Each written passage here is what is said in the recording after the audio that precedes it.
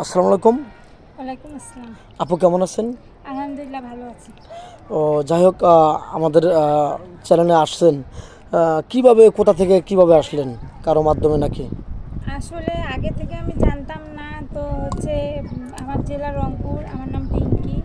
রংপুর আমার নানা বাসা, আমার মা মানে আমার জেলা হচ্ছে বগুড়া, আর আমার নাম পিঙ্কি। আচ্ছা। আমার বাবা মারা যাওয়ার পরে হচ্ছে আমি অনেক দিন আসলে খুব ডিপ্রেশনে ছিলাম। যে বাবা দেখাশোনা করতো, ডিভোর্স হওয়ার পরে সে বাবা মারা গেছে।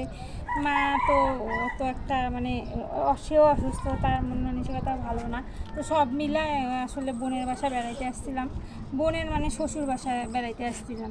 বেড়াইতে এসে আপনাদের মানে একজনের মাধ্যমে জানতে পেরে চলে আসলাম যে কথাগুলো শেয়ার ওখানে করি। গেলে কিছু সাড়া পাওয়া জি, যায়। তা যাই হোক, আপনি কততম? আপনার ভাই বোন কয়জন?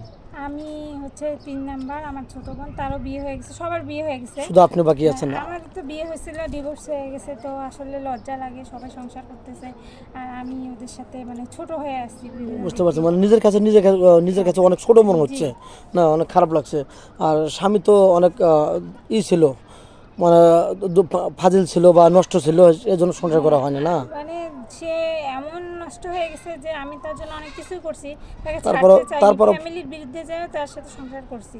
কিন্তু লাস্টে তার এত তাও ফিরাতে পারেন নাই। মানে সমুদ্র পরিমাণ সমস্যা, টাকা পয়সা, আর্থিক মানসিক সব সাপোর্ট দিয়েও তাকে আমি ভালো রাখতে ভালো পারিনি। রাখতে পারেন নাই। শেষে আমি বাধ্য হয়েছি। বাধ্য হয়ে যায় আপনি সাইড কাটছেন, এই তো। তো জি, এখন যদি আপনার কোনো ডিভোর্সি ভাই আপনাকে বিয়ে করতে চায়, তাহলে তো করবেন নাকি? অবশ্যই। যদি আমার মতো যদি কোনো ছেলে থাকে যে তারও মনে অনেক দুঃখ, তার বউ চলে গেছে বা বউ মারা গেছে, সেও যদি একটা তো সংসার চায়, অবশ্যই আমি এরকম একটা তো তাহলে ছেলেকে। আপনার দুঃখ ভাগ করে নেবেন, এই তো। জি, দুজন দুজনকে ভালোবাসবেন, জি, দুজন দুজনকে চিনবেন, জানবেন, দুজনে কষ্ট দুজন ভাগ করে নেবেন, এরকম চাচ্ছেন নাকি? অবশ্যই। আচ্ছা, আপনার বাড়ি হচ্ছে বগুড়ায় না? জি, যদি বরিশাল থেকে আপনার সম্বন্ধ বা বিয়ে শাদীর ব্যাপারটা আসে, দেশের তাহলে আপনি যে নেবেন? কোনো জেলা থেকে আসুক বা দেশের বাইরে থেকে আসুক, সেটা আমার কোনো কোনো আপত্তি নাথিং, নেই। কোনো সমস্যা নেই। আমার সমবয়সী বা আমার থেকে যদি বয়সে একটু বেশি হয় বা যে ধরনের ছেলে হোক, সে যদি ভালো হয়, আমি সব কিছু জেনে নিয়ে যদি হচ্ছে সে আমাকে মেনে নিতে পারে, তাহলে আমি অবশ্যই তার সব কিছু আপনার শুনে মেনে আমি নিয়ে আপনি রাজি হব। সুন্দর করে খাবেন, জি, ওই তো। তো যাই হোক, আপনার যত ফ্যামিলির মধ্যে ভালো লাগে, মানে যদি আপনার ননদ নংশাস শ্বশুর শাশুড়ি সবাই থাকে, তাদের সাথে কি খারাপ রিয়াক্ট করবেন নাকি?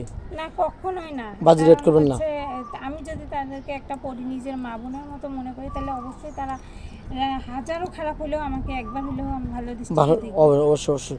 আচ্ছা, আপনার স্বামী যদি প্রবাসী থাকে, আপনাকে বিয়ে সাথে করে বাংলাদেশে রেখে যান, 3 বছর 2 বছর পরে আসবে, তাহলে কি স্বামীর হকটা আরেকজনকে দিবেন কিনা? চরিত্র না, খারাপ হবে কিনা? কখনো না। কারণ একটা মেয়ে কখনোই সংসার নষ্ট করতে দেয় না। যখন তার একবার সংসার নষ্ট হয়ে যায়, সে কিন্তু দীর্ঘদিন মানে যেমন আমি দীর্ঘদিন একা থাকার পরে কিন্তু স্বামীর অভাবটা বুঝছি। তা আমি কখনোই চাবো না যে আমার আমার কারণে আবার আমার দ্বিতীয়বার সংসারটা নষ্ট হয়ে যাবে। আচ্ছা, যাই হোক, আপনি তো ফোন কেনেন নি আদৌ নাকি? না, ফোনই মেয়েটা কোনো হয় ফোন না। নাই, মেয়েটা খুবই ভালো, নামাজ কালাম পড়ে এবং অনেক শিক্ষিত মেয়েটা খুবই ভদ্র। যাই হোক, যে কোনো কারণবশত স্বামীটা নষ্ট ছিল, ভালো ছিল না, এর জন্য ডিভোর্স হয়ে গেছে। তো যাই হোক, মেয়েটা কোনো ফোন নেই, আমাদের নাম্বার দেওয়া থাকবে, আমাদের দ্বারাই তাকে পাবেন। ইমো হোয়াটসঅ্যাপ থাকবে, কেউ ভিডিও কল দেবেন না, ভিডিও কল দিলে ব্লক করতে বাধ্য হবো। ভালো থাকবেন, সুস্থ থাকবেন।